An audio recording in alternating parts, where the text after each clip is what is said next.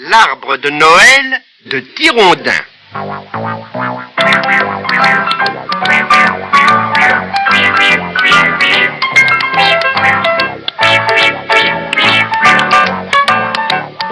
ce matin d'hiver, quand Tirondin s'éveilla, il s'aperçut que la forêt de bois tordu était toute blanche de neige.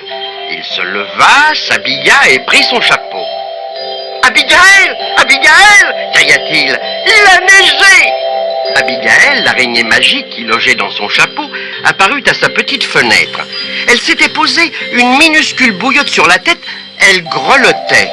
« Comme si je ne le savais pas !» répondit-elle. Ton chapeau ressemble à une glacière.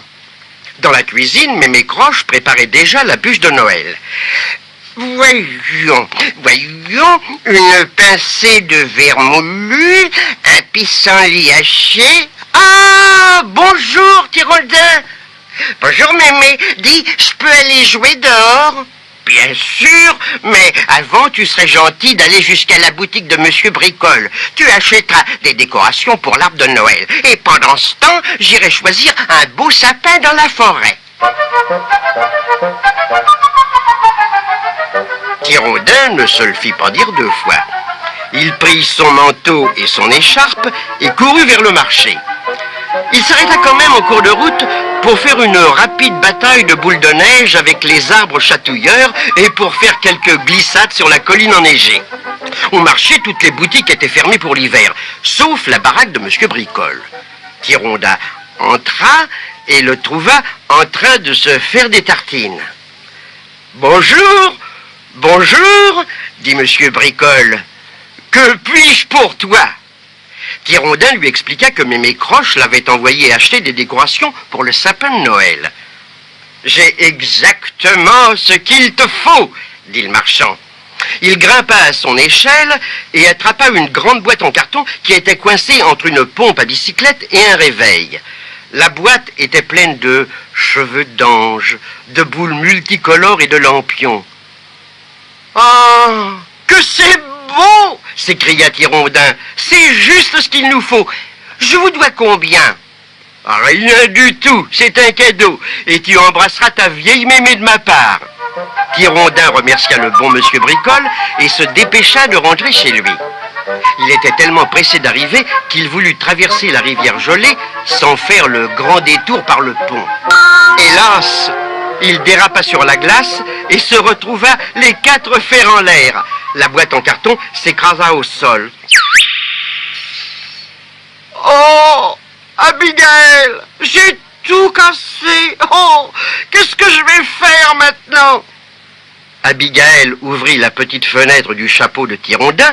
« On rentre, dit-elle. Je consulterai mon livre de magie pendant le trajet. » À son arrivée, Tirondin trouva un sapin planté dans un grand pot. Un petit mot était accroché à une branche. « Cher Tirondin, je suis allé ramasser du bois pour le feu. Si tu pouvais décorer l'arbre avant mon retour, tu me ferais bien plaisir. Je t'embrasse, Mémé. » Tirondin poussa un long soupir. « Ah ! T'en fais pas, dit Abigaël, j'ai trouvé la bonne formule magique. Tribodidolin, trodobodolodon, que l'arbre se couvre de décorations. » Il y eut un bruit de tonnerre, puis un superbe éclair bleu. Mais pas la moindre décoration en vue. « Oh, oh, Tirondin !» gémit Abigaël. « Je te demande pardon, je croyais que ça marcherait. » C'est alors que Mémé Croche entra dans la cuisine, toute souriante. « Tirondin, c'est magnifique! Quand je te demandais de décorer l'arbre, je ne pensais pas que tu décorerais toute la maison. » Tirondin la regarda avec stupeur, puis, sans rien dire, il alla chercher le bois qu'elle avait laissé devant la porte. Et il comprit. Le vieux chêne noueux, qui leur servait de maison, brillait de 1000 feux. Il était couvert de magnifiques décorations. « Abigaël, Ça a marché! Ta formule magique a décoré la maison tout entière, dit-il à son araignée. Tu as fait du beau travail, mon garçon, dit une voix derrière Tirondin. C'était Monsieur Bricole qui portait un énorme panier. Qu'est-ce que c'est? Demanda Tirondin. Bon, juste quelques victoires pour le réveillon.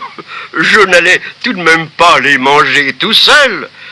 Ce soir-là, Monsieur Bricole, Mémé Croche, Tirondin et Abigail, l'araignée magique, firent un festin mémorable avec toutes les bonnes provisions du panier, sans oublier la succulente bûche de Noël de Mémé Croche.